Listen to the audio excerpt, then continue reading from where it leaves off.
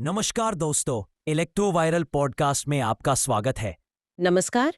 आज हम एक ऐसी टेक्नोलॉजी पे बात करने वाले हैं जो हमारे आसपास खासकर इलेक्ट्रिक गाड़ियों की दुनिया में एक तरह की क्रांति ला रही है। चुपचाप। हाँ, बिल्कुल। हाँ। हम बात कर रहे हैं ब्रशलेस डीसी मोटर्स की, यानी BLDC मोटर्स की। हमारे पास ना इलेक्ट्रो वायरल्स पॉडकास्ट के कुछ अंश हैं। अच्छा। और आज हम इन्हीं स्रोतों के आधार पर समझेंगे कि भाई ये मोटर इतनी खास क्यों है और भविष्य में इसका क्या रोल होने वाला है। जरूर जरूर। तो शुरू करते हैं, ये BLDC मोटर है क्या असल में, और अचानक इतनी चर्चा क्यों हो रही है इसकी। स्रोत कहते हैं कि ये भविष्य के ईवीज, ड्रोन्स, रोबोटिक्स, यहाँ तक कि हमारे घरों के पंखों और AC के लिए भी बहुत जरूरी होने वाली हैं। हाँ, आपने सही पकड़ा।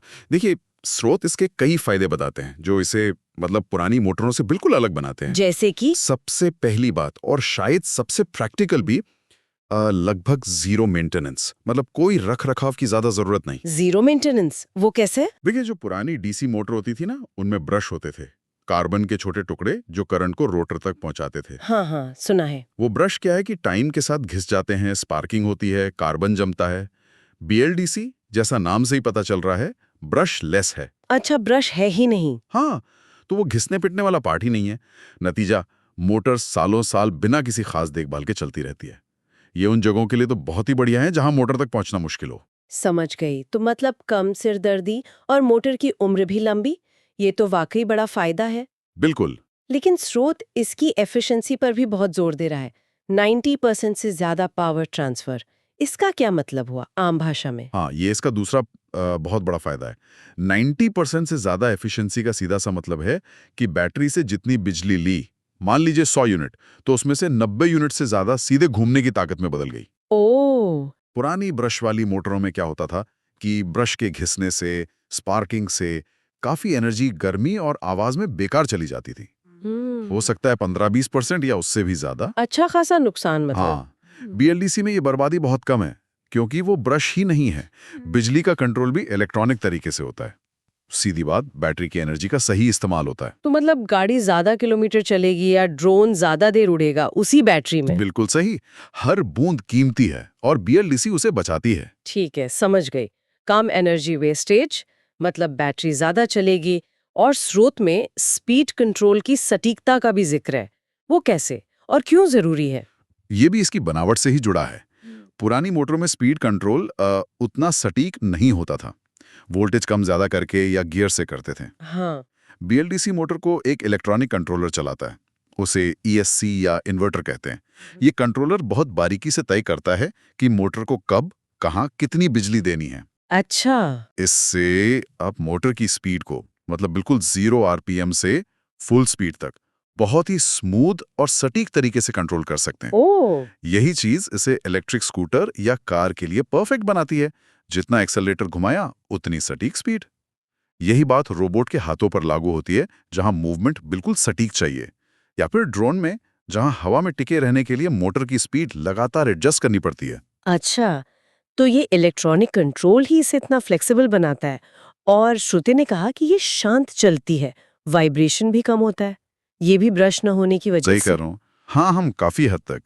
ब्रश घिसने से और स्पार्क से आवाज और वाइब्रेशन तो होती है। सही बात है। BLDC में वो सब नहीं है, तो ये बहुत शांत चलती हैं। आप नए वाले BLDC पंखे देखिए या कोई अच्छी इलेक्ट्रिक स्कूटर, पुरानी मोटरों के मुकाबले लगभग बेआवाज। और वाइब्रेशन कम होने का मतलब है मशीन की लाइफ बढ़ना और चलाने में ज्यादा आराम। और एक और बात, जैसा स्रोत बताता है, ये बैटरी के लिए भी अच्छी है। एफिशिएंसी ज्यादा होने की वजह से ये उतना ही काम करने के लिए कम करंट लेती है, तो बैटरी पर जोर कम पड़ता है और उसका बैकअप टाइम भी बढ़ जाता है। वाह। तो मतलब कम मेंटेनेंस, गजब की एफिशिएंसी, सटीक स्पीड कंट्रोल, शांत भी और बैटरी की दोस्त भी। ये तो पूरा पैकेज है। बिल्कुल। अब देखते हैं कि इन सब फायदों का इलेक्ट्रिक व्हीकल मतलब EV इंडस्ट्री पर क्या असर हो रहा है। क्या ये सच में गेम चेंजर है वहाँ? हाँ, बिल्कुल। EV इंडस्ट्री तो शायद BLDC टेक्नोलॉजी की सबसे बड़ी, लाभार्थी रही है और प्रचारक भी। अच्छा। स्रोत के हिसाब से आज बाजार में जितनी भी बड़ी इलेक्ट्रिक टू व्हीलर और फोर व्हीलर कंपनियां हैं, लगभग सभी इसी टेक्नोलॉजी का इस्तेमाल कर रहे हैं। जैसे कौन कौन? चाहे वो टेस्ला हो, जो अपनी गाड़ियों में थोड़ी एडवांस्ड PMSM या AC इंडक्शन मोटर लगाती है। PMSM भी एक तरह से ब्रशलेस ही है। या फिर अपने यहाँ ओला, एथर, टीवीएस iQube स्कूटर हों, हाँ, ये तो बहुत चल रहे हैं आजकल। बिल्कुल, या फिर बड़ी कार कंपनियां जैसे BYD, हुंडई, किया, ये सब या तो BLDC या उसी से मिलती-जुलती PMSM टेक्नोलॉजी पर ही चल रही हैं। आपने ये PMSM बोला, ये BLDC से अलग है क्या? स्रोत में कुछ बताया है इसके बारे में? हाँ, अच्छा सवाल है।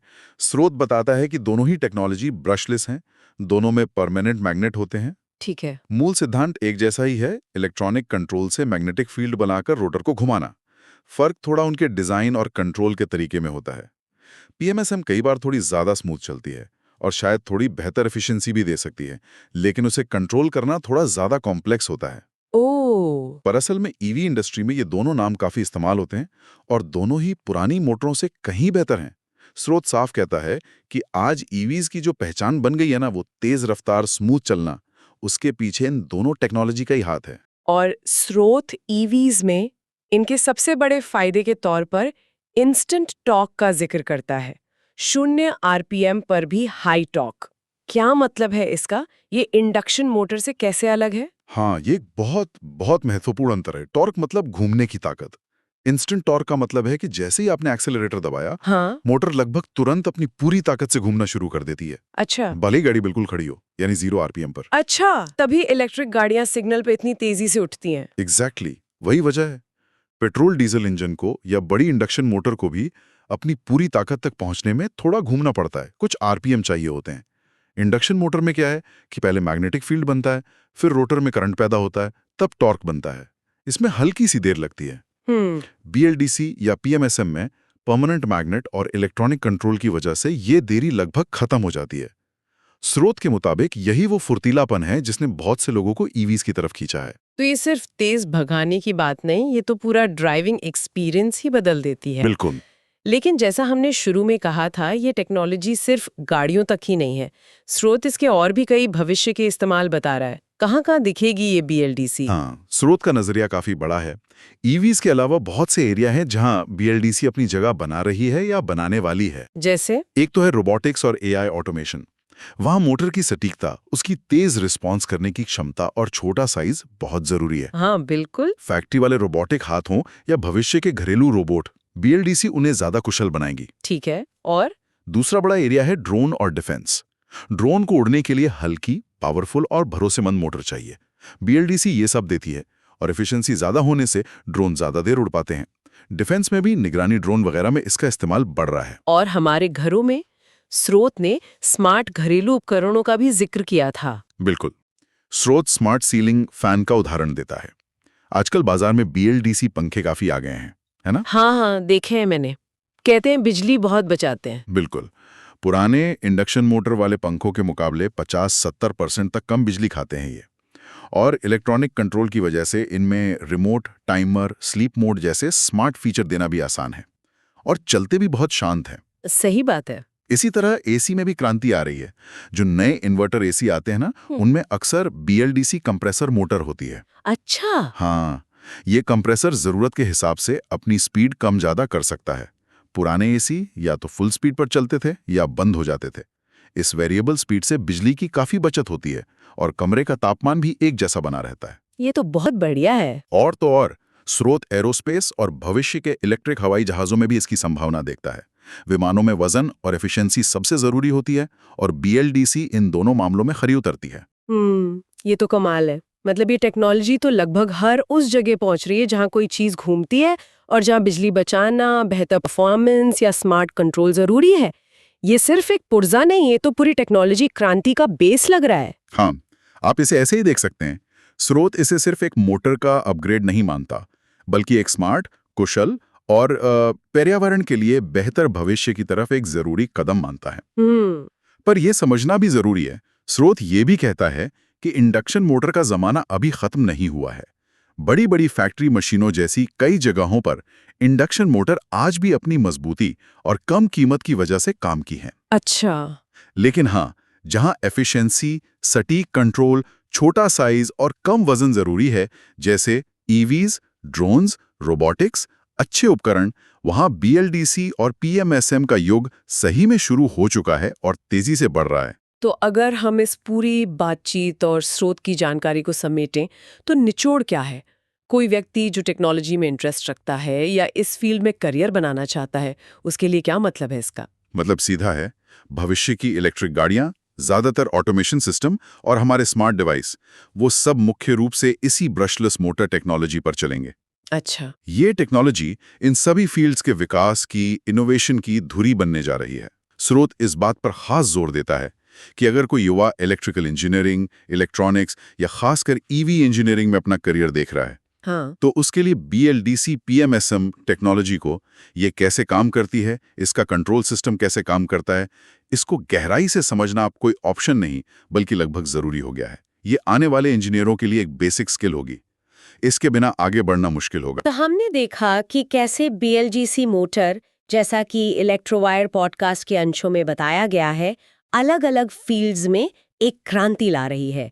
जीरो मेंटेनेंस से लेकर 90% से ज्यादा एफिशिएंसी, सटीक कंट्रोल और ईवी से लेकर ड्रोन, रोबोटिक्स, स्मार्ट घरों तक इसके इस्तेमाल, ये सब मिलकर एक बहुत प्रभावशाली तस्वीर बनाते हैं। हाँ बिल्कुल। ये साफ है कि ये टेक्नोलॉजी हमारे भविष्य का एक अहम हिस्सा बनने वाली है। बिल्कुल। और यहीं पर एक बहुत दिलचस्प और जरूरी सवाल खड़ा होता है, जिसका इशारा स्रोत ने भी किया है। हमने मोटर की खूबियों की तो बात कर ली, पर मोटर तो एक तरह से सिर्फ ताकत है। असली दिमाग तो उसके कंट्रोल सिस्टम में है। हाँ, वो ESC या इन्वर्टर जिसकी बात आप कर रहे थे। एग्जैक्टली। स्रोत भविष्य में इसी कंट्रोल सिस्टम पर और बात करने का इशारा देता है। तो सोचने वाली बात यह है कि इन पावरफुल और एफिशिएंट मोटरों से उनकी पूरी क्षमता कैसे ली जाए, उन्हें अलग अलग कामों के लिए और बेहतर तरीके से कैसे कंट्रोल किया जाए। क्या अगली बड़ी टेक्नोलॉजी चुनौती और इनोवेशन का एरिया इन्हीं कंट्रोल सिस्टम्स में है? मोटर चाहे कितनी भी अच्छी हो, उसका असली प्रदर्शन तो कंट्रोल पर ही निर्भर करेगा, है ना? सही बात है। तो ये कंट्रोल कितना महत्वपूर्ण है और इस दिशा में आगे क्या हो सकता है, ये एक ऐसा सवाल है जिस पर सोचना भविष्य की टेक्नोलॉजी को समझने के लिए बहुत जरूरी होगा। तो दोस्तों, ये था आज का एपिसोड इलेक्ट्रो वायरल पॉडकास्ट का। अगर आपको ये जानकारी पसंद आया हो तो चैनल को सब्सक्राइब कीजिए और वीडियो को शेयर करना ना भूलें। जुड़ते रहिए इलेक्ट्रो वायरल के साथ, क्योंकि यही मिलेगी आपको इलेक्ट्रिसिटी से जुड़ी सही और यूजफुल नॉलेज। फिर मिलते हैं अगले एपिसोड में, तब तक के लिए नमस्कार।